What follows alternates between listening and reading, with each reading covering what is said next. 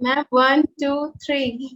अच्छा चलिए। Yes Go. Hello friends, welcome to Nav classes webisodes. So इस पॉडकास्ट में आप सबका स्वागत है। सो हेलो एवरीवन, सभी कैसे हैं? Hello ma'am. Hi. Hello, ma'am. Hello, ma'am. Fine. All are good. Hello जी।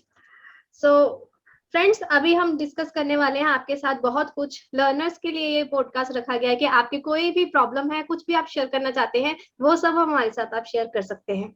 सो कौन पहले कुछ कहना चाहेगा? कोई भी प्रॉब्लम हो या इशू हो या anything you want to share? ठीक है, Ma'am, may I? हाँ बोलो। Yes. Ma'am, the first query is, first of all, thank you so much that you gave us platform where we can solve our query and ask you, our doubts from you. The first is that means how we can prepare the strategies if we like seriously wanted to crack this examination in one attempt. If you want to crack in one attempt and you 100% want to crack, there should not be any other thing in your mind, then सबसे पहले आपका mindset ये होना चाहिए कि cut off कितना जाएगा, इसके ऊपर कोई ध्यान नहीं देना चाहिए। आपको देना चाहिए, आपको 100% बेस्ट करके जाना है पेपर में। ठीक है। सो ये येलो कलर जी आप म्यूट कर लीजिए प्लीज। जी मैम। हाँ जी, हेलो जी। Good evening ma'am. मैम मेरी प्रॉब्लम ये है कि अभी पीपल एंड एक एक करके आते हैं। ठीक है, अब तब तक अपना म्यूट कर लीजिए जी। सो सबसे इम्पोर्टेंट पॉइंट आपके लिए जो होगा वो ये है कि आपको 100% लेके आने की सोचनी है। आपने कट ऑफ पे नहीं जाना है, बिकॉज कट ऑफ पे आपने सोचा 1 पॉइंट, अब उस पॉइंट से थोड़ा सा भी बैक ऑफ हो गया ना, कट ऑफ ज्यादा चली गई तो बहुत पीछे चले जाएंगे आप। सो मेक श्योर आपने अपना बेस्ट करना है so that you will correct all questions. ठीक है, वो पॉसिबल नहीं है कई बारी, क्योंकि एनटी के 1-2 मिस्टेक होता है, 1-2 आपका गलती से बाय मिस्टेक हो जाएगा, that is okay, but you should give your 100%। ये कट ऑफ वाला चक्कर ही बच्चे जो डालते हैं वो गलत डालते हैं कि पहले कितना कट ऑफ गया था मेरे को। अगर आपके मार्क्स कट ऑफ से काफी अच्छे आएंगे बेस्ट देने से, देन दैट मीन्स आपको फिर उसके बाद रिजल्ट के लिए ये सब करने की जरूरत नहीं है कि ओ गॉड प्लीज रिजल्ट अच्छा आ जाए। यू आर अवेयर कि हाँ मैं अच्छा करके आया हूँ। ठीक है, सो ये पॉइंट होता है। एंड अपने स्टडी मटेरियल में क्या क्या रखना है आपने, वो है आपको ऑल कंसेप्ट करके जाने हैं। Previous year question are very important, because previous year question से आपको क्वेश्चन एंड उनके जो ऑप्शन होते हैं वो पता चलते हैं, और ऑप्शंस के भी सभी रेलेवेंट ऑप्शंस आपको करके जाने हैं कि वो उनका कंसेप्ट क्या कहता है। क्योंकि प्रीवियस ईयर क्वेश्चन आपने कितने तो देख लिए कि रिपीट होते हैं इतने ज्यादा, और अगर रिपीट भी नहीं हुए तो उससे रिलेटेड कंसेप्ट आपके एग्जाम में आते हैं। ऑप्शन वाला क्वेश्चन में बदल के, क्वेश्चन का ऑप्शन में बदल के। और वो देखिए जो मैं टेक्निक कराती हूँ आपको प्रीवियस ईयर क्वेश्चन सॉल्व करने की, कि odd one out elimination method, आप एक बारी लेकर पकड़ के रोने ना लग जाए, बैठ ना जाए कि ये वाला ऑप्शन क्यों नहीं है बताओ। अरे उसके साथ वाला जो ऑप्शन है, जैसे ए बी सी के अंदर मान लीजिए बी आपको बहुत अच्छा लग रहा है, बट बी वाला क्यों नहीं है, लेकिन उसके साथ जो उस ऑप्शन में आया है, फॉर एग्जाम्पल जैसे कोई डी आया है, वो तो हो ही नहीं सकता। एक पर्टिकुलर सीक्वेंस में आपके ऑल 3 ऑप्शन अगर चूज करें तो ऑल 3 ऑप्शन सही होने चाहिए। अगर उसमें से एक भी गलत है then you should eliminate that. ठीक है, तो आपको अपनी तरफ से ऑप्शंस बिल्ड नहीं करने, most relevant most best option आपको चूज करने हैं। नंबर 1 आपको हो गया concept previous year question, and number 3 is, अब जब टाइम बचा है इन सब के बाद, देन क्वेश्चन पे क्वेश्चन जाए, अनअकैडमी की टेस्ट सीरीज से लगाए, एडवांस कोर्स से लगाए, एक्सपेक्टेड एमसीक्यू में बुक में दिए, मतलब कहीं से भी लगाओ, आपको है कि क्वेश्चन पे क्वेश्चन अटेम्प्ट करते रहने हैं। और कभी एक हफ्ते में एक दिन रिवीजन का रिकॉल कर दो, इस पूरे टाइम पे मैंने ये सब किया था। जहां लगे डर लग रहा है, और डरो मत यार, क्वेश्चन को टॉपिक को पढ़ो फिर वहां जाकर। जी, सो अब मैं अपनी साइड से पूछूंगी सबसे, ठीक है, एक एक करके। तो दीपाली जी आपके क्या ख्याल है? Anything you want to discuss? Ma'am thank you so much. पहले तो आपने इतना अच्छा ये मीटिंग रखा कि हम लोग अपनी प्रॉब्लम आपसे बोल सकें। मैम 2017 से मैं इसकी प्रिपरेशन में लगी हूँ, मैरिड हूँ मैम। मैम मेरा अभी तक नेट भी नहीं क्लियर हुआ है, और इस बार मैम मेरा लास्ट अटेम्प्ट है जेआरएफ के लिए। और मैथ्स पोर्शन मैम चाह के भी अगर हम करना भी चाहते हैं, बेटा खुद समझाता है, आप लोगों की क्लासेस देखती हूँ, लेकिन मैम एग्जाम पे टाइम पे मैं एकदम नर्वस हो जाऊंगी, मैं कर नहीं पाऊंगी उस टाइम पे, ये मुझे पता है। फिर वो पता करने, जो पता है उसको ठीक करो ना। अगर आपने अपने अंदर वो स्ट्रॉन्ग बिलीव बना ही लिया है, फिर तो मैं भी नहीं कुछ कर पाऊंगी। लेकिन अगर आप उसको करने की कोशिश करोगे और जब वो क्वेश्चन सामने आ जाता है तो उसको पॉजिटिव, मैं अभी पता है आपको देख रही हूँ, आप अपना फेस एक बार मिरर में देखो, नहीं तो अपनी यहाँ पे दिख रही होगी, आप वो टेंस्ड लग रहे हो, ठीक है।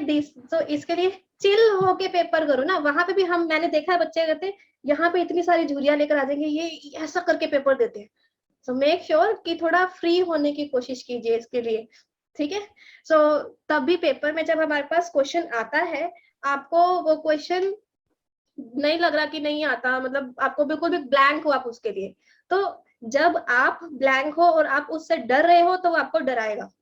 आप उसको एकदम लंबी सांस लो, फिर देखो आई कैन डू, और आप आराम से एक मेच्योर तरीके से उस क्वेश्चन को रीड करने की कोशिश करो, आपको समझ में आएगा। जो मैथ्स का नहीं समझ में आता वो टॉपिक, जो क्वेश्चन में गिवन है ना वेरिएबल, कम से कम उतने वेरिएबल भी अपने रफ शीट पे लिख लोगे तो आपको कहीं ना कहीं आइडिया लगेगा कि अब इसमें मेरे को ये करना चाहिए, ठीक है, या ऑप्शन से जाना चाहिए। तो डोंट वरी, घबराने की जरूरत नहीं होती, वो घबराहट को प्लीज आप दूर करिए एंड थोड़ा फ्री होने की कोशिश कीजिए। जब आप इंटरव्यू देने जाओगे तो अभी तो मैंने आपको इंटरव्यू में सिलेक्ट थोड़ी करना है जितना डर रहे मेरे सामने, अभी उधर क्या करोगे, फिर वो तो वहीं पे देख के हटा देंगे।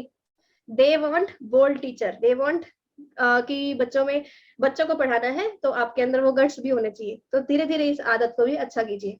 हाँ जी निक्की जी, ठीक है। हाँ जी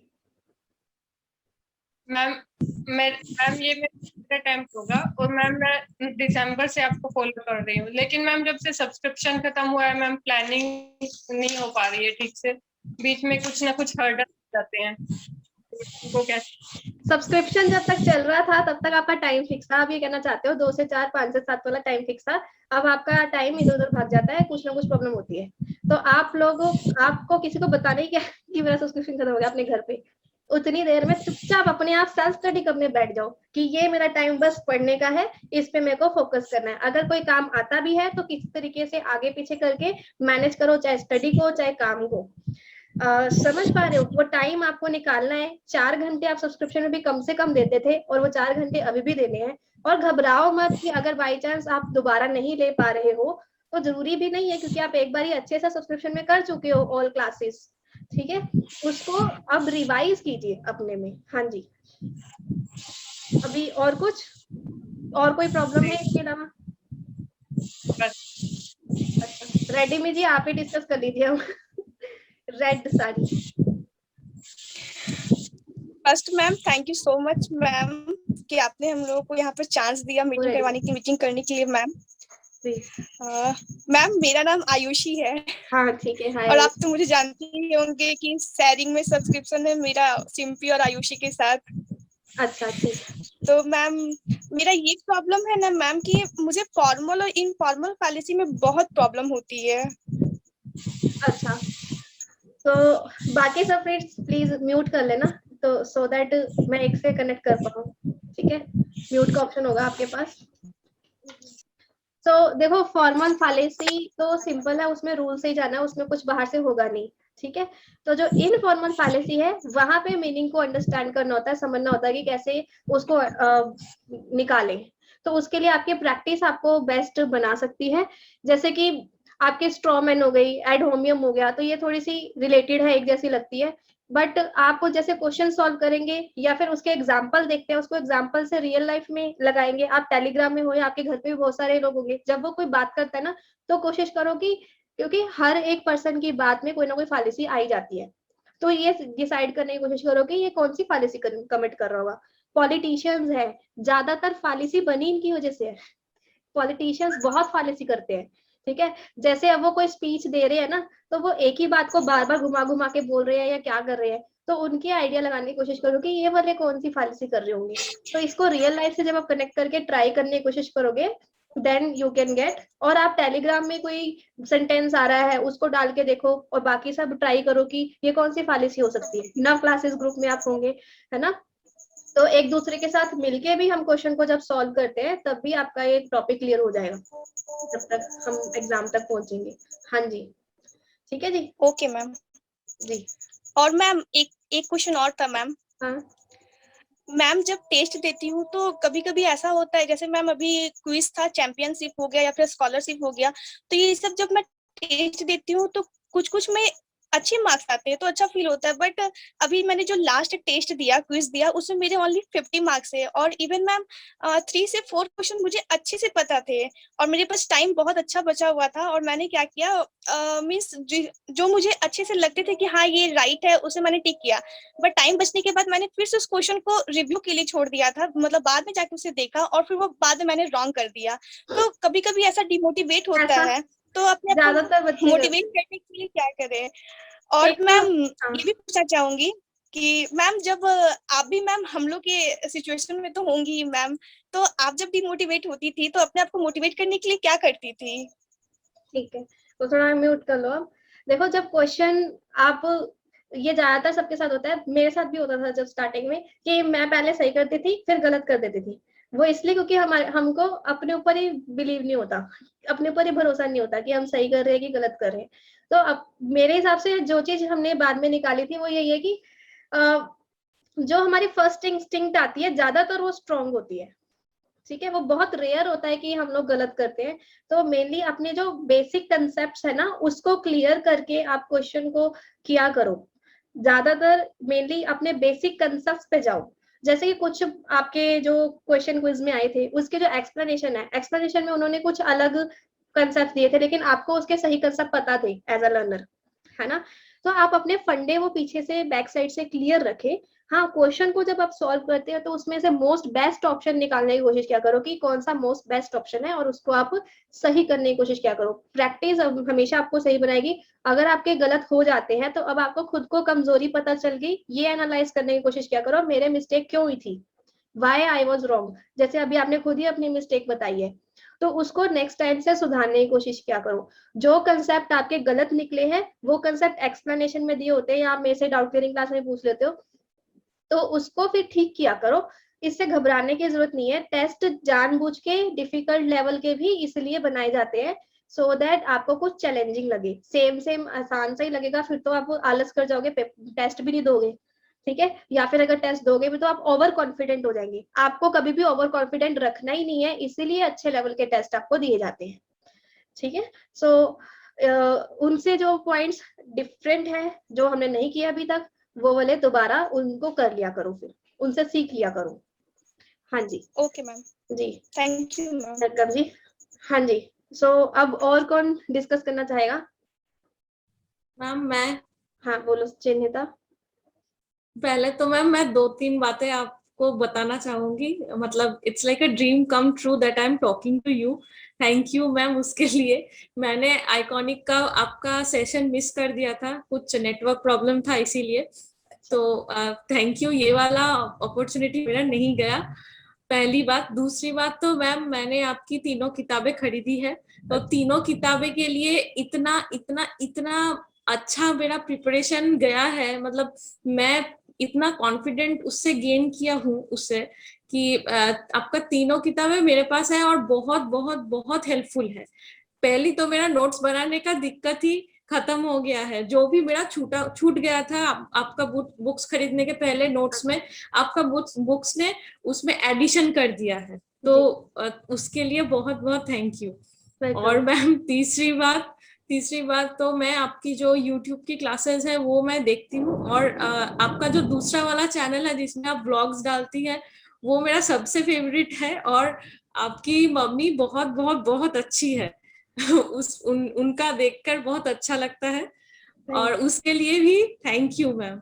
और मेरा जो क्वेश्चन है आपसे कि मैम अभी जैसे अगर हम ऐसा मान के चलते हैं कि हम लोगों का जुलाई में एग्जाम होगा, अगर ये मान के चलते हैं कि जुलाई के एंड में एग्जाम होगा, तो मैम आपको क्या लगता है कि कौन सा स्ट्रैटेजी अभी लेना चाहिए हम लोगों को ताकि हम लोग का क्लियर हो वहां पे, ये बताना। और कभी कभी मैम दूसरा वाला क्वेश्चन मैं पूछ लेती हूँ, फिर आप एक साथ बता दीजिएगा कि कभी कभी बोर्डनेस और लैक ऑफ मोटिवेशन आ जाता है, और टाइम का भी मतलब उतना ख्याल नहीं रखता, सोचते तो है, शेड्यूल तो बना लेते हैं कि ये करना है वो करना है आगे वाले दिन, लेकिन वो फुलफिल नहीं कर पाते हैं।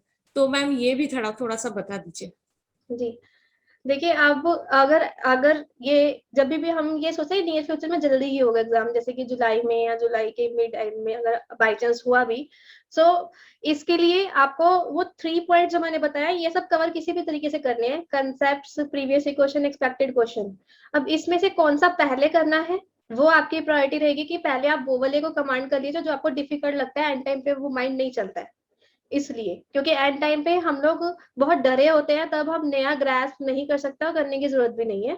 इसलिए आप उस चीज को चलिए जो कि आपको डिफिकल्ट लगता है। वो अगर आप जैसे बता रहे हो आइकॉनिक में भी हो, प्लस में भी हो, तो प्लस क्लास की रिकॉर्डेड वीडियो आप कंप्लीटेड कोर्स में से जाके वो वाला रेफर कर सकते हो मेरा यूनिट, और जब साथ साथ आएगा तब साथ साथ भी कर ही लेंगे हम। ठीक है जी। एंड फिर लास्ट में वो पॉइंट छोड़ते हैं जो आपको पता है ये तो हो जाएगा, मेरे को आता है, और वो फिर रिवीजन हो जाएगा क्लास में। और जितना क्लास में साथ साथ चल रहा है वो साथ साथ भी करते रहो। मैं वो बोल रही हूँ डिफिकल्ट पोर्शन पहले करने का, कि एक्स्ट्रा टाइम में आप जब टाइम निकाल के सेल्फ स्टडी करते हो तो वो डिफिकल्ट पोर्शन आप पहले कवर कर लीजिए।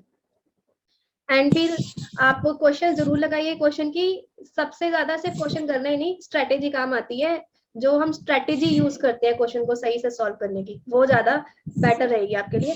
जैसे कि elimination method, odd one out method, best method choose करना है, जबरदस्ती एक ही पे ऐसा ऐसा करके रुक नहीं जाना है। We have to open minded and अपनी इंस्टिंक्ट को भी फॉलो करना है, आपको क्या लग रहा है क्या नहीं, और सारे क्वेश्चन करके आना है, एक भी छोड़ना नहीं है। हाँ जी। तो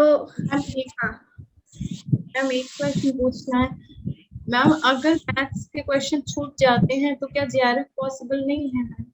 देखो, मैथ्स से आप इतना डरते हो तो मैं आपको बताऊं, डेटा इंटरप्रिटेशन के 5 क्वेश्चन मैथ्स के हैं, मैथमेटिकल रीजनिंग के 5 क्वेश्चन मैथ्स के हैं, 10 क्वेश्चन आपके मैथमेटिक में ही हो गए। तो आप डरने की बजाय आप कर सकते हो, अभी भी टाइम मिला है आपको। अगर जुलाई में भी एग्जाम होता तो 1 महीना कम से कम है, अगर जुलाई एंड में होता तो 2 महीना कम से कम है।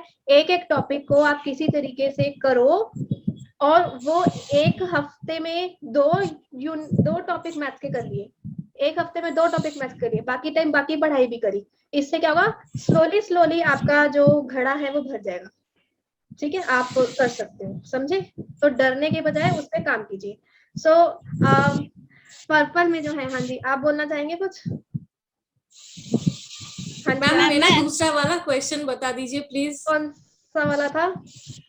कि मैं कभी कभी हम पढ़ते पढ़ते मैम बोरनेस या फिर लैक ऑफ मोटिवेशन आ जाता है। ठीक है, जब हम बोर हो जाते हैं, टाइम मैनेजमेंट, टाइम को कैसे मैनेज करें, तो वो पॉइंट यही है कि आपको क्या चीज सबसे अच्छी लगती है वो थोड़ा सा बीच में ऐड कर सकते हैं। आप एक जगह टिक के बैठना पॉसिबल नहीं होता है सबके लिए, तो आप थोड़ा सा खड़े होकर चल के ऊपर नीचे जहां जा सकते हैं, थोड़ा सा चल के वापिस आ सकते हैं। और जब आपको लगता है कि टाइम टेबल बनाते तो हैं लेकिन हम उसको फुलफिल नहीं कर पाते हैं, तो फिर आप टाइम टेबल पूरे ज्यादा लॉन्ग टर्म की बजाय शॉर्ट पीरियड का टाइम टेबल बनाया करो, जैसे कि सुबह बनाते हो रात तक कंप्लीट हो जाना चाहिए, जैसा मैं आपको कहती भी हूँ। ऐसा करते हो आप? तब भी नहीं होता है, तो फिर आप ये किया करो फर्स्ट हाफ में। हाँ मैम तब होता है, लेकिन कभी कभी आप जैसा बताते हैं स्ट्रेटेजी क्लासेस में वो तो मैम फॉलो करते हैं, लेकिन कुछ कुछ दिन ऐसा हो जाता है कि फॉलो नहीं हो पाते, फिर अपने आप में गिल्टी लगने लगता है कि आज फॉलो नहीं हुआ। वो वाला पॉइंट जो मैंने आज बताया कि अगर आपके टाइम पीरियड में से थोड़े से टाइम निकल भी गया तो वापस तो आ नहीं सकता, तो उसका गिल्ट दोबारा करने का कोई बेनिफिट नहीं है। There is no use and बिल्कुल यूजलेस चीज है अगर आप उसके ऊपर बैठ गए कि ये नहीं हो रहा, उसमें आपने 15 मिनट्स और वेस्ट कर दिए। सो जब आप कल आ जाए तब से चालू हो जाओ, मेरा तो यही कहना है। ठीक है, तो फिर टाइम से नहीं लेने का, वहीं से चालू हो जाओ। आप वो और टाइम वेस्ट करते हो, वो टाइम वेस्ट दोबारा करने की जरूरत ही नहीं है, गिल्ट लाने की जरूरत नहीं है। किसने किया खराब? अब हमने, हो गया, आगे से सही कर लेंगे। ठीक है, हाँ जी Twinkle ji. Thank you ma'am. Ma'am मैं, हाँ कौन बोल रहे हैं? Okay, Nivedita ma'am. मैम मैं, हाँ जी आप बोल लीजिए। मैम फर्स्टली मैं थैंक यू बोलना चाहूंगी और अपने आप को काफी हैप्पी फील कराना चाहूंगी कि मेरी फर्स्ट टाइम आपसे ऐसे फेस टू फेस बात हो रही है मैम। जूम के माध्यम से लेकिन हो पा रही है। I am very lucky ma'am. Ma'am ये मेरा सेकेंड अटेम्प्ट है नेट का, और इसके पहले तो मेरा ना नेट निकला ना जेआरएफ निकला, और इसके पहले मैं आपकी वीडियोस देखती भी नहीं थी मैम, और फर्स्ट टाइम मैं आपकी वीडियोस फ्री क्लास से ही देखती हूँ, बट कंटिन्यू देखती हूँ, जब भी टाइम मिलता है मैं देखती हूँ, और बहुत अच्छे कॉन्सेप्ट्स हैं मैम। बट कभी कभी ये होता है कि मैं टाइम टेबल बहुत सा बनाती हूँ, कुछ अपने मेथड से, कुछ आपके मेथड से, और कुछ और भी लोगों से पूछ के, लेकिन वो फॉलो हो नहीं पाता है। और मैम मुझे पेपर फर्स्ट में पेपर एनवायरनमेंट और हायर एजुकेशन, ये 2 यूनिट बहुत टफ लगता है मैम। इसमें आप कुछ ऐसा बताइए कि अच्छे से प्रिपरेशन हो जाए। देखो, हायर एजुकेशन में बहुत सारे ऐसे पॉइंट है जो पक्का पता आना ही है। फॉर एग्जाम्पल, अगर हायर एजुकेशन पेपर में दोनों में जिसकी मैंने ट्रिक बनवा के दे रखी है, जैसे कि जिसमें हाँ जी, ट्रिक मैंने देखा, और जो ट्रिक है वो मुझे सॉरी मैम, जो ट्रिक है वो मुझे लर्न भी हो गया और अच्छा भी लग रहा है। बट उसके अलावा जो पब्लिश डेट है और जो फिलोसोफर्स हैं उनके नेम याद रखना बहुत मुश्किल हो रहा है। तो कोई बात नहीं, उससे क्वेश्चन आएगा तो एक आएगा, ठीक है। तो क्योंकि उनपे इतना फिलोसफर्स पे तो इतना आता भी नहीं है, कभी आया भी तो भी एक बारी आप रीडिंग सबकी जरूर लगा लो, क्योंकि क्वेश्चन पेपर में क्वेश्चन लिखा हुआ आएगा और उसी में से आपने कोई ना कोई चूज करना है, तो आपको आइडिया लग जाएगा कि हाँ ये वाला हो सकता है। और अगर रट्टा नहीं मारने की जरूरत, क्यों? क्योंकि पेपर में लिखा हुआ आएगा, आपने खुद अपने हैंड से नहीं लिखना है, ठीक है। बाकी डिजास्टर्स के क्या इम्पैक्ट हो सकते हैं, थोड़ा रिलेट करके आइडिया लगा सकते हैं हम। ये डिजास्टर से क्वेश्चन आ जाता है। हायर एजुकेशन के अंदर आपको एंशिएंट हायर एजुकेशन अब ज्यादा पूछने लग गए हैं। मॉडर्न वाले का तो ट्रिक हो गया, छत पे गई थी वो राधा छत पे गई है वो। हाँ यस मैम। हाँ जी, वो तो वहां से हो जाएगा। हाँ, पेपर 2 मेरा कॉमर्स का है, और कॉमर्स में मैम उसमें भी 2 यूनिट है जो मुझे काफी प्रॉब्लम क्रिएट कर रहा है। फर्स्ट का तो फर्स्ट चैप्टर बिजनेस एनवायरनमेंट है, एंड लास्ट वाला इनकम टैक्स है। मुझे ये 2 यूनिट्स काफी इरिटेशन। बिजनेस एनवायरनमेंट में ज्यादा कुछ पूछता नहीं है, वो यही पूछता है कि कौन सी वाली इन्वायरमेंट को किससे मैच करना है, ज्यादातर उसमें से तो ये वाला क्वेश्चन आ जाता है। और आपकी जो ट्रीटी है, इंटरनेशनल बिजनेस है, IMF, WTO, इन सब के कितने आ जाते हैं मैच करने को। तो आप ये मेन टॉपिक जो उसके प्रीवियस क्वेश्चन भी अगर आपको डिफिकल्ट लगता है तो सारे प्रीवियस क्वेश्चन करो और उसके जो रेलेवेंट पॉइंट है उनके कंसेप्ट करो। आप उल्टा चल लो, ठीक है। बैकवर्ड जाके भी हम कर सकते हैं, प्रीवियस क्वेश्चन के उनके सारे पॉइंट्स धीरे धीरे करते चले जाएंगे तो बैकवर्ड जाके भी हम कर सकते हैं। ऐसे ही सिमिलरली इनकम टैक्स का है। इनकम टैक्स के अंदर आपका हाउस प्रॉपर्टी से पता है आएगा ही आएगा, कैपिटल गेन से भी आएगा, और कुछ डिडक्शंस वगैरह है वहां से भी पक्का आता है। डिडक्शंस के साथ ऐसे कुछ मेन TDS हो गया, वो जबरदस्ती देते हैं। ये 4-5 है जो आएंगे ही आएंगे, तो इसलिए उनके ऊपर फोकस करो। बेटर आप प्रीवियस ईयर जब क्वेश्चन करोगे तो उसके थ्रू उसके कंसेप्ट गो थ्रू कर लो, जो चीज डिफिकल्ट लगती है उससे भी आपका काफी इंपॉर्टेंट कवर हो जाएगा जी। बट मैम बहुत इनकम टैक्स बहुत लेंदी है। लेंदी कुछ नहीं, आप प्लस क्लास में हो या क्लासेस से कर रहे हो? मैं फ्री वाली क्लास से हूँ। अच्छा, but I have your book. आपका जो पेपर है बस जितना बुक में दिया हुआ सारा कर लो। लेंदी का है थोड़ा सा ही था उसमें, ठीक है। बुक में सारा रेलेवेंट टॉपिक दिए हुए हैं। आप उसका अगर लेंदी है तो एक दिन में एक पेज करने की ठान लो, ऐसा करके हो जाएगा, ठीक है। 1-2 पेज सबका करने की कोशिश कीजिए। और चार्ट मैम आपकी बुक में जितना दिया हुआ है PYQ एंड MCQ, अगर उसे पूरा सॉल्व करके बिल्कुल हो जाएगा, क्योंकि मैंने सारा कुछ दिया है उसके अंदर। कॉमर्स वाली लेटेस्टली बनाई थी, बिल्कुल नए वाले कंसेप्ट भी डाल दिए थे उसमें, सब कुछ ही दिया है। And ma'am for paper first के लिए मेरे पास आपकी बुक तो नहीं है, बट KVS मैदान की बुक है, तो वो पेपर फर्स्ट आपकी मैं फ्री क्लासेस लेती हूँ ना, तो फ्री क्लासेस से और आपके महा एपिसोड्स जो होते हैं डेली सुबह वाली भी कंसेप्ट देती हूँ। तो क्वेश्चन ऑफ द डे से पता है क्या हो गया, मैंने जो बच्चे कहते हैं कि आपके कौन सा क्वेश्चन पूछा था मैंने आज, कुछ डिफरेंशिएशन पूछती हूँ या कोई भी क्वेश्चन सैम्पलिंग वाला था। सैम्पलिंग का क्वेश्चन था, हाँ प्रोबेबिलिटी और नॉन प्रोबेबिलिटी वाला क्वेश्चन था। तो ये बच्चे ने जब खुद अपने हैंड से लिख दिया, आप तो नहीं भूलोगे।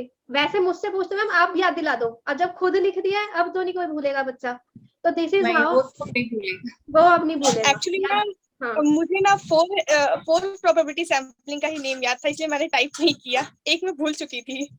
अच्छा, तो फिर बाकियों के कमेंट किसके लिए होते हैं? फिर बाद में मैंने किसी का कमेंट देखा बट किया नहीं, तो अब बाकी कमेंट देख सकते ना, तो ये वाले पॉइंट्स है। बस एक चीज मैम, टाइम टेबल मींस मेरी टाइम टेबल अच्छे से बन नहीं पाती मैम, तो उसके लिए मुझे क्या करना चाहिए? आप कोई टिप्स बता दीजिए, क्योंकि कुछ भी फॉलो अच्छे से हो नहीं पाता। सो जो टाइम टेबल है अगर आप वो फॉलो नहीं कर पाते या बना नहीं पाते, आप ये देखो क्या ओवर तो नहीं बना रहे थे पहले उससे टारगेट को थोड़ा कम करके देखो, क्योंकि क्या फायदा इतना टाइम टेबल बनाने का जो हो नहीं सकता।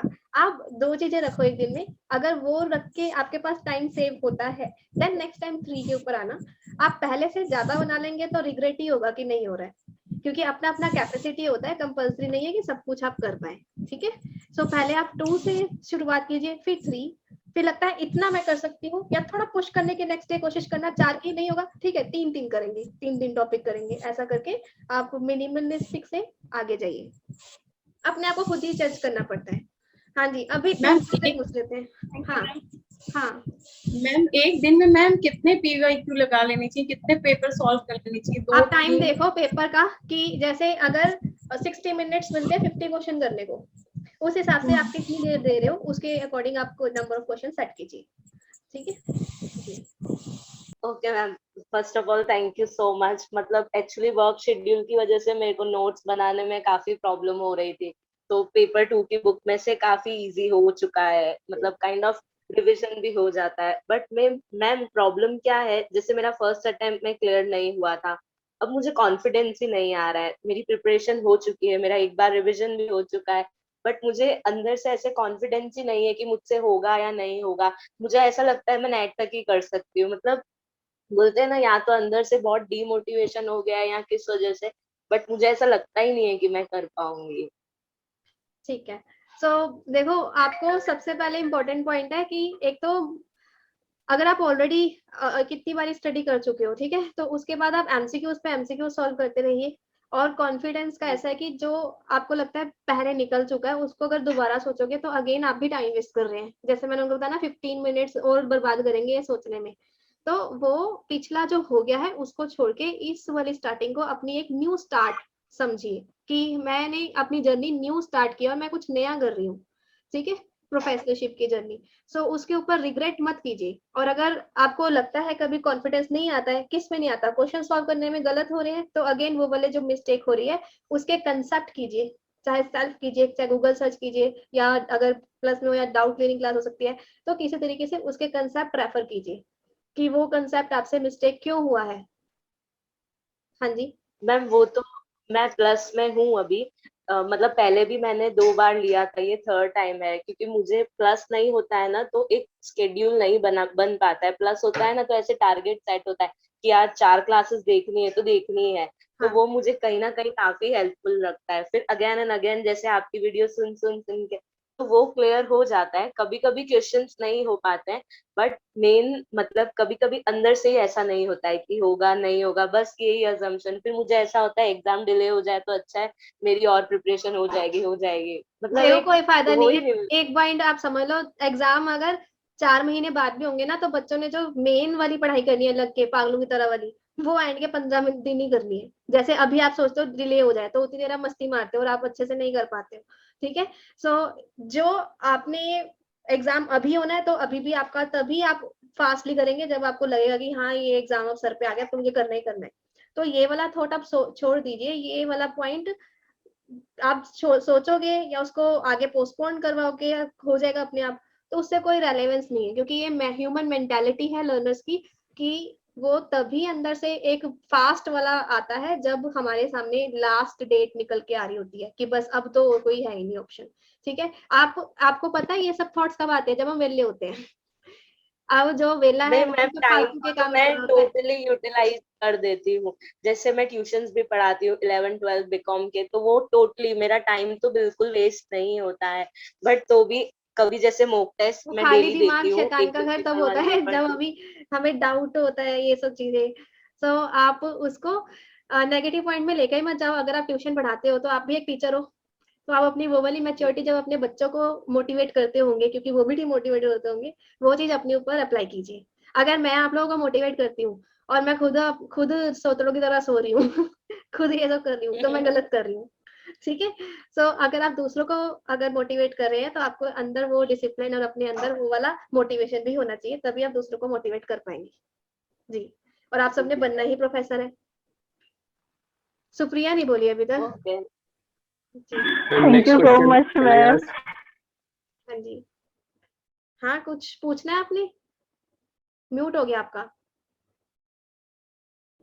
एक्चुअली किया है क्योंकि उनकी क्वेरी पहले आ गई, दैट्स व्हाई उनको पूछना है वो फिर अच्छा, क्वेरी सारी बाकियों के साथ सॉल्व हो गई है, ठीक है जी। सो एनीथिंग, अब ज्यादातर सब actually cover- ma'am sorry ma'am, actually उन्होंने पहले क्वेश्चन पूछ लिया, इसलिए मैं कह रही हूँ मैं रुक जाती हूँ, फिर उनके बाद क्वेश्चन पूछती हूँ। अच्छा, किसने पूछा? मैम मैंने। अच्छा जी। Ma'am, the question is that we have two papers, and in both the papers there are so many dates and acts. So how we memorize these dates or acts?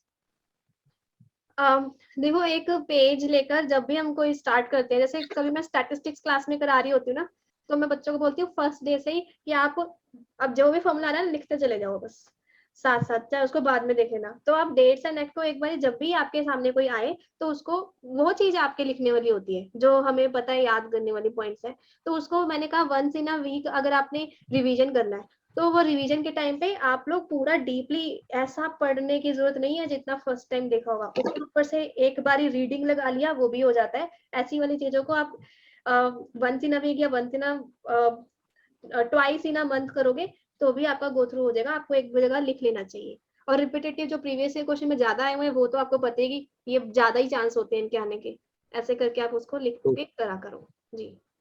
Yes, ma'am. Ma'am, last question is that I asked you in this the special class that was on Sunday that part-time PhD is good or not, because I am working since last 6 years, and that's why the universities are there who just give permission to the students who are working since last 5 or 6 years. So is in that condition part-time is good or not? No, बल्कि अगर आपको enrolment regular में कराना चाहिए, होता बाद में ये एडजस्टमेंट हो जाता है कि सिर्फ 6 मंथ का कोर्स वर्क है और वो अभी लॉकडाउन के इश्यूज चल रहे हैं तो वो कोर्स वर्क भी ऑनलाइन हो रहा है। तो ये आपको बहुत बेस्ट टाइम है जब आपको सच्ची में जाना भी नहीं है और आप अगर जॉब भी कर रहे हैं तब भी वो मैनेज कर पाएंगे। और बाद का जो टाइम पीरियड होता है 6 मंथ के कोर्स वर्क के बाद, वो आप अपने मेंटर से बात कर लेते हैं, they are understanding person, and वो आपको बोल देते हैं कि आप इस टाइम आ जाना, आप इवनिंग में कर लेना बात, आप सुबह कर लेना। तो उसमें जाने की ज्यादा जरूरत नहीं होती। बच्चे समझते हैं रेगुलर का मतलब कि all 3 years 5 years regular, regular का मतलब ये नहीं है। रेगुलर का मतलब course work is mainly regular, and उसके बाद आप वैसे भी जब जब एग्जाम हो तब तब जा सकते हो। अगर आपने पार्ट टाइम भी किया उसमें भी आपको तब तक जाना ही पड़ेगा, तब तक थीसिस वगैरह बनाने ही पड़ेंगे जब जब देने हैं, तो वो चीज बाद में इक्विवेलेंट हो जाती है। अगर आप पार्ट टाइम करते हैं तो वो एपीआई में काउंट नहीं होगा, करवा देते हैं वो लोग, लेकिन उसका बेनिफिट नहीं है ना। कुछ मेरे को लर्नर्स पूछ रहे थे फेलो मैनेजमेंट का फेलोशिप, फेलो का भी प्रोग्राम्स होते हैं, फेलो प्रोग्राम्स होते हैं, फिर वो भी एपीआई में कैलकुलेट नहीं हो रहे। वो लोग आपको बड़े अच्छे लालच दे रहे हैं कि फेलो प्रोग्राम ऑन दिस कर लो, इससे आपको हम 35,000 पर मंथ स्टाइपेंड देंगे साथ में। बट वो स्टाइपेंड लेकर करोगे क्या जब फिर पीएचडी दोबारा करनी पड़ेगी। 3 साल तुम फेलोशिप कर रहे हो फिर पीएचडी दोबारा करनी, क्योंकि मैंडेटरी पॉइंट पीएचडी है तो वो करना ही पड़ेगा इनमें।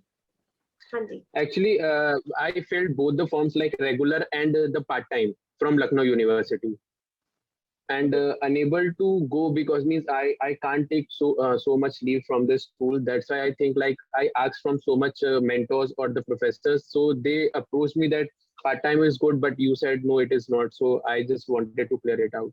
तो आप एक बार उन मेंटर से पूछो एपीआई स्कोर में वो काउंट होंगे। अगर मुझे permanent professor, assistant professor, associate professor आगे बनना तो वो काउंट नहीं होगा। ये यूजीसी के रूल्स में स्पेशली मेंशन है और वो करवा देते हैं, उनको मिल जाता है मनी, बट वो काउंट ही नहीं होगा तो क्या करोगे? आपके लिए आपका इतने इयर्स वेस्ट हो जाएंगे, यूज नहीं। But it is having worth or not? Like means if I do so, it is like means can I add doctor in front of my name or not? Doctor डाल सकते हो, लगा सकते हो, लेकिन आप टीचिंग में ही जाना चाहते हो, प्रोफेसर बनना चाहते हो तो उसमें आप No, I am actually in that particular line, and I'm government sector, so it is not possible that I'll going to shift to another, but I want to add that doctor word in front of mine. वो लगा सकते हो, वो purpose है तो लगा सकते हो। बट अगर प्रोफेसर बनते हैं तो उससे असिस्टेंट प्रोफेसर से associate and then permanent professor बनने के लिए वो वैलिड नहीं होगा जी। डॉक्टर आपका आगे लग जाएगा तो देन यू कैन डू जी। वो पर्पस सॉल्व हो जाएगा। मैम जी मैम, जो पीएचडी के लिए जो टॉपिक लेना है वो हमारे एमकॉम के जो भी सब्जेक्ट होंगे उनसे ही चूज करना है जी। आपको उन्हीं से चूज करना चाहिए। और अगर आपको दूसरे सब्जेक्ट का पसंद है, लाइक किसी को सोशियोलॉजी और कॉमर्स का मिक्स करना है, तो आप ह्यूमन रिसोर्स के साथ जैसे सोशियोलॉजी मिक्स कर सकते हो, तो इट मीन्स आप मल्टी डिसिप्लिनरी कर सकते हो।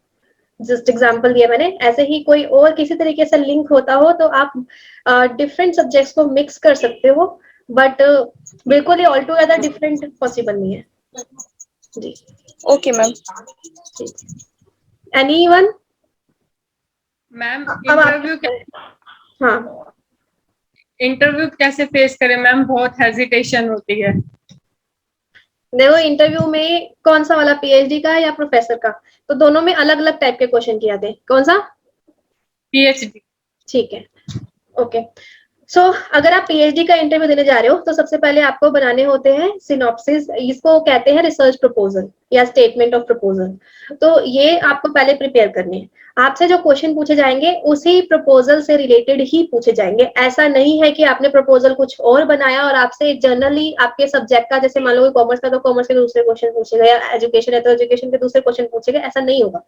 तो वो एक बहुत ही ज्यादा कंसर्न हो जाता है कि आपने जो बनाया है टॉपिक, उससे रिलेटेड क्वेश्चन पूछ लेंगे। अगर वो टॉपिक करंट रिलेटेड है तो उसके करंट अफेयर्स फिर पूछे जा सकते हैं, ठीक है। सो या कुछ ऐसे क्वेश्चन तभी पूछे जाते हैं, जैसे हायर एजुकेशन हो गया, ये सबको पता होना चाहिए, कोई नई स्कीम निकल रही है तो वो सबको बताना चाहिए, उससे रिलेटेड वो टॉपिक पूछे जा सकते हैं। बट उसके बाहर ज्यादा नहीं जाते, तो आपके पास एरिया कन्फाइंड है कि मुझे इतना ही पढ़ना है और नहीं पढ़ना है। अब उसमें भी आपको ये पूछेंगे कि डाटा कैसे कलेक्ट करेंगे, उसके अंदर मेथोडोलॉजी क्या लगाएंगे, आपको क्या लगता है एनालिसिस कैसे कर सकते हो। एनालिसिस आपको नहीं पता तो क्लियरली आप बोलेंगे कि मैंने जरूरी नहीं कि सबने सेम आंसर देना होता है, आपको पता है कि इस तरीके से इसका एनालिसिस किया जा सकता है, हम ये वाले टेस्ट लगा सकते हैं, लाइक फैक्टर एनालिसिस कर सकते हैं, पी वैल्यूज देख सकते हैं, ये सब तो वो बता सकते हैं। अगर लगता है कि इसमें टेस्ट अभी नहीं बताया जा सकता तो आप उनको कह सकते हैं कि जो मेंटर कहेंगे उनके हिसाब से भी हम एडजस्ट कर लेंगे, तो जहां प्रॉब्लम होता है। और आपने जो टॉपिक चूज किया है उसके अंदर जो प्रपोजल बनाया है उसके अंदर एक भी वर्ड अगर आपने ऐसा डाला है जो उनको शक हो गया कि आपको नहीं पता होगा, तो वो उसी के पीछे लेकर आपको क्वेश्चन पूछने लग जाएंगे और आपको आंसर आता नहीं होगा। तो मेक श्योर जो आप प्रपोजल लिख रहे हैं उसका एक एक वर्ड, एक एक चीज क्लियर हो। जिस ऑथर को आपने रेफर किया है उस ऑथर को बारे में भी आपको पता होना चाहिए, जरूरी नहीं उसकी पर्सनल लाइफ, मतलब उस ऑथर ने मेनली काम किसमें किया और उसने ये बात कही थी। आपने रेफरेंस में लिख दिया, इसका रेफरेंस पकड़ा हमने, अब ये रेफरेंस कौन से वाले पॉइंट का है वो तो पता होना चाहिए ना, अगर आपने खुद रिसर्च करी है तो आपने अपने वाले प्रपोजल को अच्छे से करना है, जो भी हो, मेथोडोलॉजी, लिटरेचर रिव्यू, और उसका मेन जो स्टार्टिंग पॉइंट था उसको भी। मैम हम इकोनॉमिक्स स्टूडेंट हैं। Hello ma'am. क्लास बहुत ज्यादा सुन रही है मैम आप, क्या? क्योंकि हमें स्टैट्स की क्लास मैम बहुत हेल्पफुल रही है आपकी। हाँ। क्योंकि मैम पहले हमें स्टैट्स का इतना नॉलेज नहीं था इकोनॉमिक्स के स्टूडेंट होते हुए, लेकिन आपकी करने के बाद मैम। हाँ, वो तो सबको लेनी चाहिए, चाहे कॉमर्स का है या नहीं, सभी को पेपर 1 के लिए भी लेनी चाहिए। सुप्रिया, अब आप बोल ही दो। Hello ma'am, thank you so much. मैं इतनी देर से वेट कर रही थी ताकि सबकी क्वेरी में मेरी भी क्वेरी क्लियर हो जाए और फिर मैं कोई क्वेश्चन पूछूं। Okay ma'am, then I start. मैं एमकॉम फर्स्ट सेमेस्टर में हूँ। मुझे मेरी मैम ने सजेस्ट किया था कि तुम्हें अभी से नेट के लिए प्रिपेयर करना चाहिए। एमकॉम के साथ साथ तुम अगर नेट लोगे तो ही तुम्हारी एमकॉम की कोई वैल्यू है, अदरवाइज एमकॉम बस एक डिग्री है, उससे तुम कुछ भी नहीं कर सकते। तो उन्होंने मुझे अपनी जिस सेक्शन में प्रिपरेशन की थी उन्होंने मुझे दी 1 वीक के लिए, मतलब मैंने बोला मैम 1 वीक के लिए दिखा दो कि मैं कैसे कर सकती हूँ या नहीं।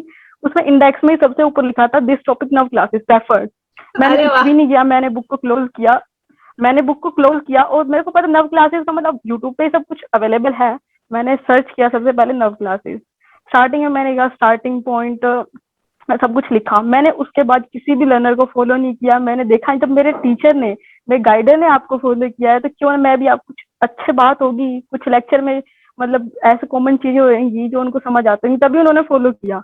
तो मैंने वहीं से आपको जैन में मेरा एमकॉम स्टार्ट हुई थी, मैंने फर्स्ट डे से ही आपको फॉलो करना शुरू किया। मैं नहीं कहती मैंने आपके सारे लेक्चर देखे हैं, पर जितना टाइम मेरे को एमकॉम के साथ साथ मिलता है मैं फ्री टाइम में आपकी जो फ्री क्लासेस है उन्हीं को प्रेफर करती हूँ। बट साथ साथ मैंने मैम से क्लियर किया कि क्या अगर मैं नेट क्वालिफाई करती हूँ, मेरा एम ही है नेट क्वालिफाई करना, नेट JRF, तो क्या मेरा वैलिड होगा। तो एक डिसपॉइंट मेरे को लगा कि मैम ने बोला नहीं एमकॉम फर्स्ट सेमेस्टर इनका नहीं लगता, तो मैंने कहा मैम ट्राई करने में क्या है, अगर नहीं वैलिड होगा, होता अगर कोई बात वैलिड नहीं, मैं बता देती हूँ, अगर ये वाला डाउट है तो, कि जब आपका नेट जेआरएफ का रिजल्ट आएगा उसके उस डेट के नेक्स्ट 2 ईयर के अंदर अंदर आपका एमकॉम पास हो जाने चाहिए, अपर स्विंग नहीं है तो आई थिंक वो हो सकता है। तो अगर वो हो सकता है देन दैट इज वैलिड। अब बात आई जेआरएफ का स्टाइपेंड मिलेगा कि नहीं। अब ये आप जुगट लगा सकते हो, अभी अभी इसे पढ़ रहे हो तो आपको काफी नॉलेज मिल जाएगी। आप पीएचडी के लिए भी अभी से चालू कर दो, रिसर्च प्रपोजल टॉपिक कौन सा चूज करना है, ठीक है। तो जब आप लास्ट सेमेस्टर में आएंगे तभी फॉर्म भर देना पीएचडी के कहीं ना कहीं। और जहां पे अगर मान लीजिए जेआरएफ आ गई और जेआरएफ निकली हुई है, जब भी निकल जाए, ठीक है, तो पीएचडी के फॉर्म भरे, कहीं पीएचडी एडमिशन हो गई, फिर तो आपको टेंशन ही नहीं, क्योंकि JRF is valid for 3 years. तो मतलब आपके बाद उसके बाद भी 1 साल और एक्स्ट्रा होगा कि आप पीएचडी में एनरोल कर ले और आपको जेआरएफ का स्टाइपेंड मिल रहा है। और कुछ पूछना है तो पूछिए।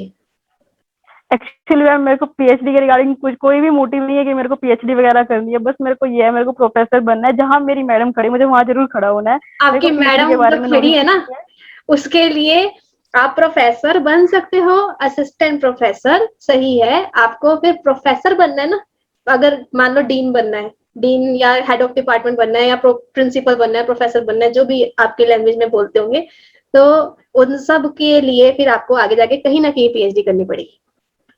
प्रोफेसर आप असिस्टेंट प्रोफेसर बन सकते हैं एंट्री लेवल के, और 10th ग्रेड तक जा सकते हैं, 11th ग्रेड तक जा सकते हैं के लिए। लेकिन 11th के बाद आप 12th, इनमें ग्रेड होते हैं, ग्रेड सिस्टम। तो जब आगे आपको बढ़ना है देन पीएचडी फिर आगे कंपल्सरी है।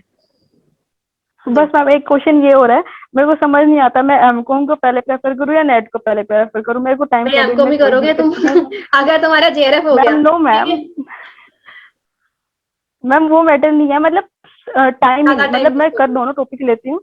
हाँ ज्यादा टाइम, मतलब फोकस मेन किस पे, सुबह उठते मैं पहले नेट उठाती हूँ, फिर देखती हूँ नहीं अभी एमकॉम की भी क्लासेस आनी है, मैम उससे क्वेश्चन पुट आउट करेंगी, पहले वो कर लेती हूँ, फिर सोचती हूँ नहीं पहले नेट का भी एग्जाम आ रहा है वो कर लेती हूँ। टाइम फुल है, मैं अपना बताती हूँ, मैंने आप की तरह ड्यूरिंग में निकाला है, मतलब जब मैं पढ़ रही थी, एमकॉम कर रही थी, तभी मैंने भी निकाला है। तो उस टाइम पे क्या होता है ना, जब मेरी मैंने भी अपने टीचर से ही पूछ के किया, क्योंकि तब तो ये था ही नहीं ना, ऑनलाइन चैनल ही मैंने खोला है इतना पुराना, तो तब ये था ही नहीं, ठीक है, इंटरनेट में कुछ आना, कोई अवेलेबिलिटी थी सोर्स की।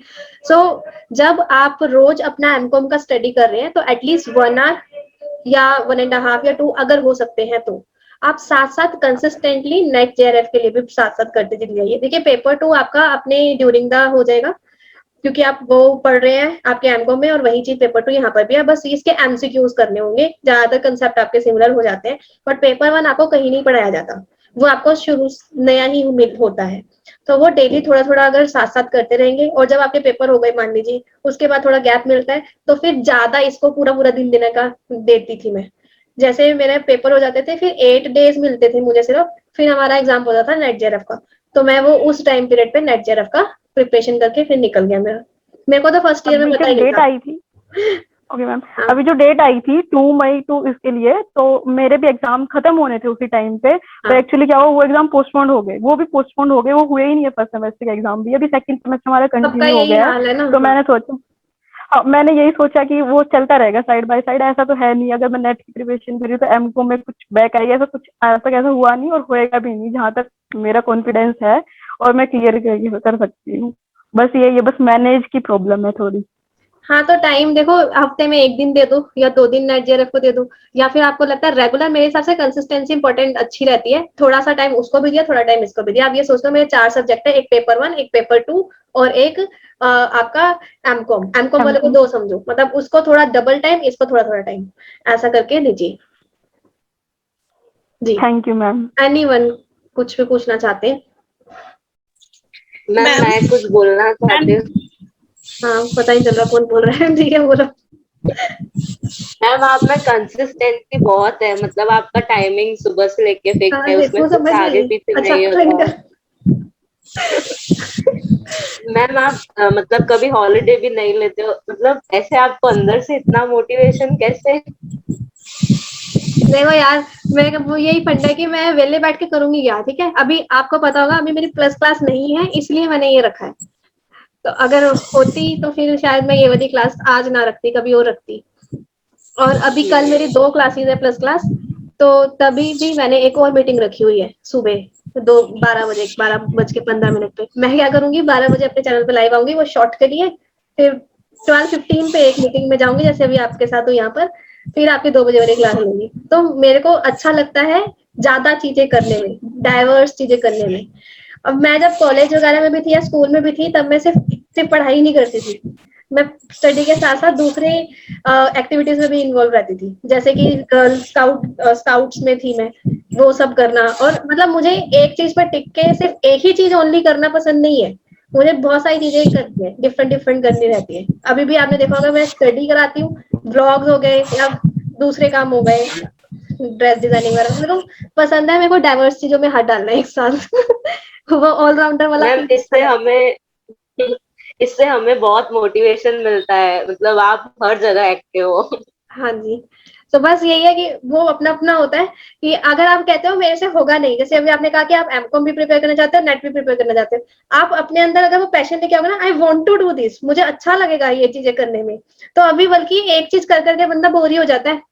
डिफरेंट चीजों में अगर आप इन्वॉल्व है, तो एक चीज में बोरिंग लग रहा है दूसरी पकड़ ली, दूसरे बोरिंग लग रहा है तीसरी पकड़ ली, ऐसा करके आप बल्कि सब कुछ अच्छे से कर सकते हैं। और जब जिस चीज में मैं होती हूँ, मैं दूसरे के बारे में सोचती नहीं हूँ, मैं यहाँ हूँ तो मैं यहाँ हूँ, मैं दूसरे अगर पेरेंट्स के साथ हूँ या व्लॉग में हूँ तो मैं उधर हूँ, तो मैं वहां पे अलग हूँ हर जगह पे। तो this is how you can think कि आप भी कर सकते मैम मुझे ये thank you, पूछना है ma'am. कि मैम पीएचडी का जो रिसर्च पेपर होता है उसको लिखने के, उसको राइट करने के लिए मैम कौन सा टॉपिक चूज करना चाहिए, वो टॉपिक कौन सा हो सकता है? इस बात में मेरे से सारे डांट खाते हैं। यार टॉपिक तुम्हारा मैंने नहीं देना, टॉपिक तुमने खुद चूज करना है, ठीक है?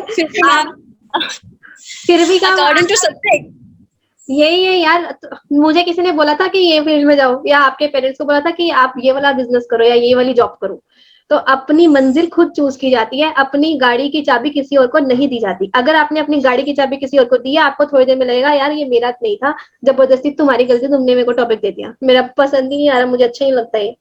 सो आपने खुद 2-3 एरिया पकड़ने हैं और उनमें से तीनों पे काम करना चालू करना है, जिसमें ज्यादा इंटरेस्ट बने उसको रख लो, बाकी छोड़ दो, एक्सपेरिमेंट करो। अभी आपने बोला कि मेरा किसने बोला था टाइम टेबल फॉलो, आप ही ने बोला था टाइम टेबल फॉलो नहीं होता, तो आपने सारी चीजें साथ में पकड़ी है। मैंने कहा उसमें से पहले 1 लो, फिर 2 लो, फिर 3 लो, अपने साथ खुद एक्सपेरिमेंट करो। वो कहते ना, ये जो फिलोसोफर होते थे, सेल्फ को पहचानना है, आपने सेल्फ को पहचानना है, आप भी वो बन जाओ। आई वांट मैम मैं करती हूँ, अगर मेरा एक कंप्लीट होता है तो फिर मैं पता नहीं 2-3 दिन फिर पढ़ाई हो ही नहीं पाती, फिर से सेकेंड यूनिट कंप्लीट करूंगी, फिर इसके बाद से बिल्कुल से मतलब डिस्ट्रैक्ट हो जाता है, तो मैं खुद के इस बिहेवियर से काफी परेशान हूँ।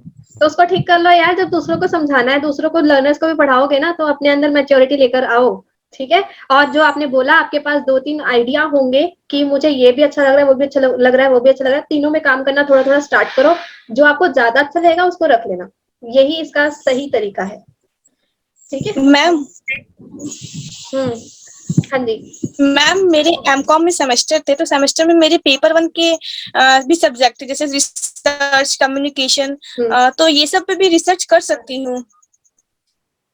एमकॉम में थे? Hello ma'am. होता है, कर सकते Yes. हो जी। जी बहुत टाइम बाद इनकी आवाज आई है, जी बोलिए। मैम हाँ, वो और ज्वाइन नहीं हो रहा था, ऑडियो भी नहीं आ रहा था, मुझे लगा कि अभी मेरा नंबर नहीं आया, इसलिए मैं वेट कर रहा था जब से। जी और मैम आप जो क्लास जीआई के लिए मेरे को मैम थोड़ा बता दीजिएगा। रुक जाओ यार, उनको बोलो। Hello ma'am. हाँ बोलिए।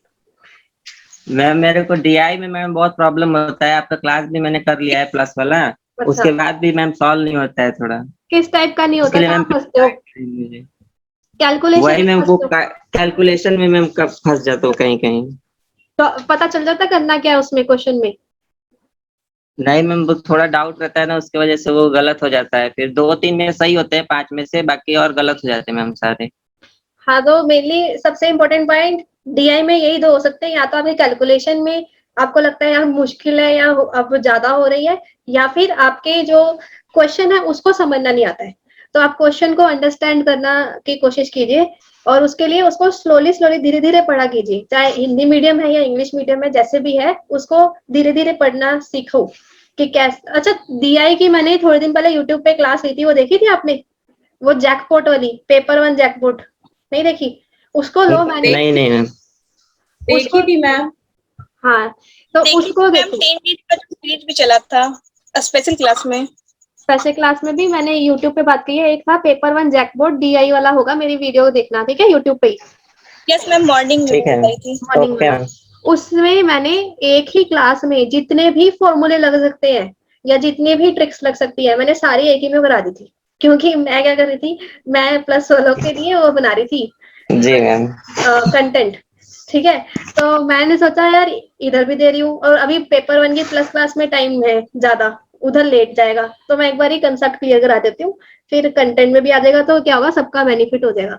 ठीक है, तो मैंने सारी की सारी चीजें जब एक जगह मैं नोट्स बना रही हूँ आइकॉनिक के लिए, तो वो वाले नोट्स का मैंने एक स्नैपशॉट यूट्यूब पे ही दे दिया था, तो आप उस वीडियो को देखिए जी, तो आपके सारे फंडे ओके मैम। क्लियर हो जाएंगे जी। ठीक है जी। और मैम वो रिसर्च में मुझे थोड़ा प्रॉब्लम होता है मैम, उस करने के बाद में कीवर्ड नहीं समझ पाता हूँ उसमें मैम, उससे भी क्वेश्चन बहुत रॉन्ग हो जाते हैं। एग्जाम्पल कौन सा क्वेश्चन आपके गलत होते हैं? एग्जाम्पल तो थोड़े।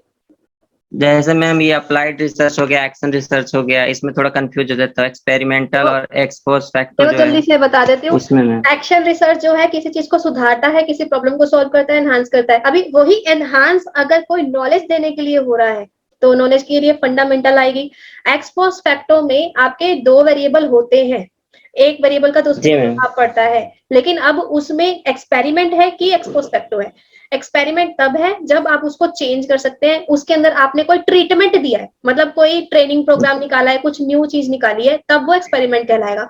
अगर आपने बस ये देखना है इस चीज का प्रभाव इसके ऊपर क्या पड़ रहा है, और आप ये देखो कि मान लो लर्नर की अचीवमेंट का प्रभाव देखना है, तो लर्नर की अचीवमेंट तभी आएगी जब उसको पेपर को हल करेगा वो, तो मतलब आप जब अचीव कर लेगा तभी आएगी वो, उसको आप चेंज नहीं कर सकते, मैनिपुलेट नहीं कर सकते, तो वो एक्सपोज फैक्टर ही है। मैं नई स्कीम लेकर आई हूँ और वो स्कीम है जूम पे आपकी प्रॉब्लम सॉल्व करना। अब इसकी वजह से इम्पैक्ट क्या होगा, अभी ये जो स्कीम लेकर आ गई ना बीच में, ये ट्रीटमेंट वेरिएबल है, ये इंडिपेंडेंट वेरिएबल है। ठीक है, अब इसको मैं चेंज कर सकती हूँ जब दे रही हूँ, तो इस वजह से ये एक्सपेरिमेंट कहलाएगा। ठीक है, और जी क्या, मैम। जी मैम। और किस टाइप की बची? अप्लाइड। अप्लाइड में आपने थ्योरी को टेस्ट करना है इधर, जब कोई पर्सन किसी थ्योरी को यूज करके चेक करने जा रहा है तो अप्लाइड है, लेकिन कोई थ्योरी निकाल जी रहा है मैम। तो फंडामेंटल है। तो बेसिक कंसेप्ट आप एक बार जब मैंने क्लास में वो चार्ट फर्स्ट प्लस में जो अभी चल रहा है ना रिसर्च एप्टीट्यूड, इसकी फर्स्ट क्लास के आखिरी के 15 मिनट में मैंने चार्ट कराया था, दोबारा शांति से जी एक बार मैम। जी दोबारा मैम। देख लेना जी। बहुत अच्छा चार्ट है मैम आपका, उससे काफी चीजें क्लियर हो गई, मतलब पूरा रिसर्च क्लियर हो गया उससे मैम आपके चार्ट से। बिल्कुल मैथ्स को छोड़ के किसी में प्रॉब्लम नहीं है मैम, मैथ्स ही बहुत ज्यादा। अरे यार कर्म करो, 1.5 साल अभी बन जाओ तुम लोग, टेंशन छोड़ के मतलब करो, सॉल्व करो। ठीक है, छोड़ो मत, सॉल्व करो। आई होप सबकी ज्यादातर हो गई है प्रॉब्लम सॉल्व। एंड कुछ मैम मैम मेरे एक इंडियन लॉजिक का मैम थोड़ा बता दीजिएगा। इंडियन लॉजिक में जो पुराना था सिलेबस मेरे हिसाब से वो सबका क्लियर हो गया, जो पहले डिफिकल्ट लगता था वो आसान हो गया है। अभी जो नया वाला पोर्शन है उसको आपने करना है, तो आप उसके अंदर भी मैं क्या कहूंगी, रोज एक एक टॉपिक ही पढ़ लो, मतलब बहुत सारी चीजें ना उसके अंदर। वेदास, जी मैम। जी एक बार मैम। वेदास पढ़ लिया, दूसरी बारी में उनके तैत्रे वगैरह इतने सारे हैं, वो किसने कौन राइटर है कौन कौन है, वो वाला चार्ट कर लिया।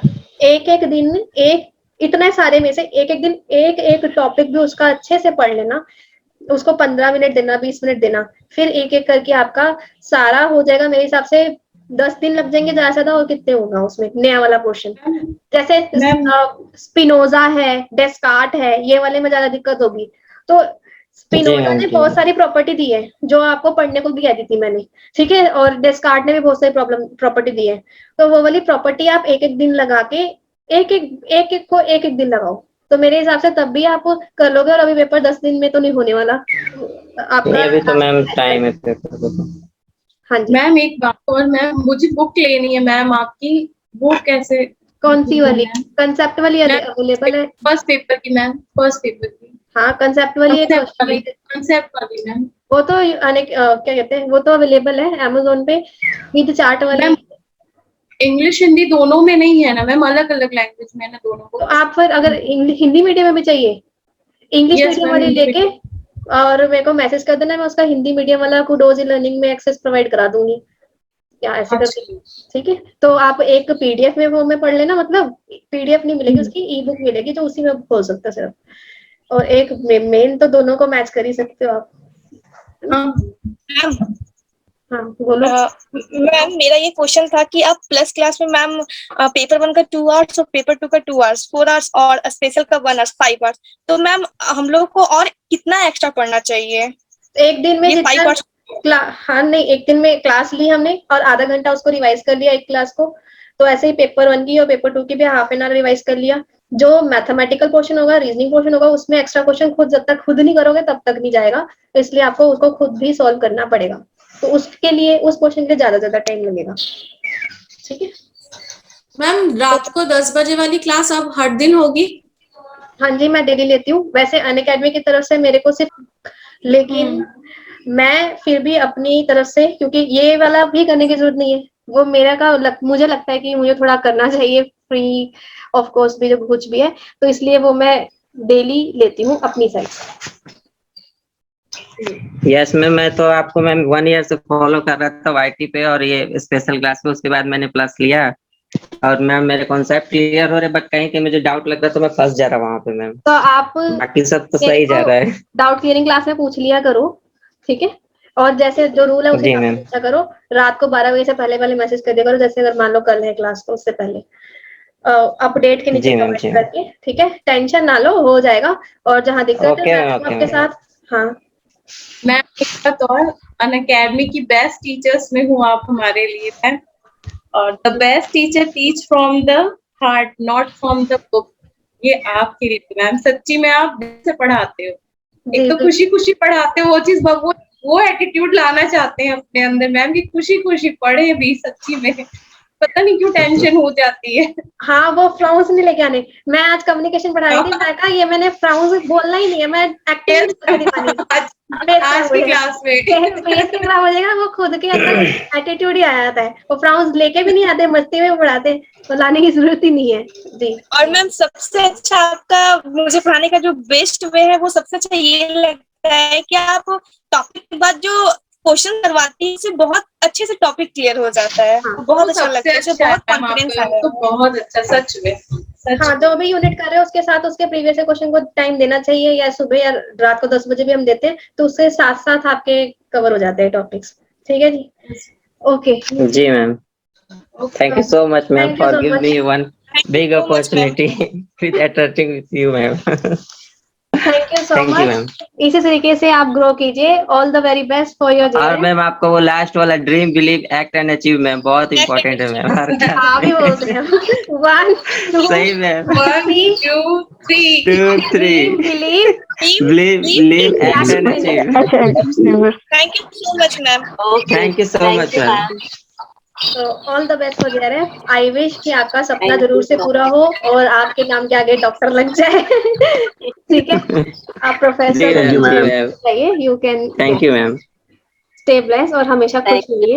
और मैम आफ्टर जेआरएफ एक ऐसी मीट फिर से हो हम लोग की भी। जरूर will definitely try. Bye ma'am, thank you so much. Bye ma'am. Bye bye.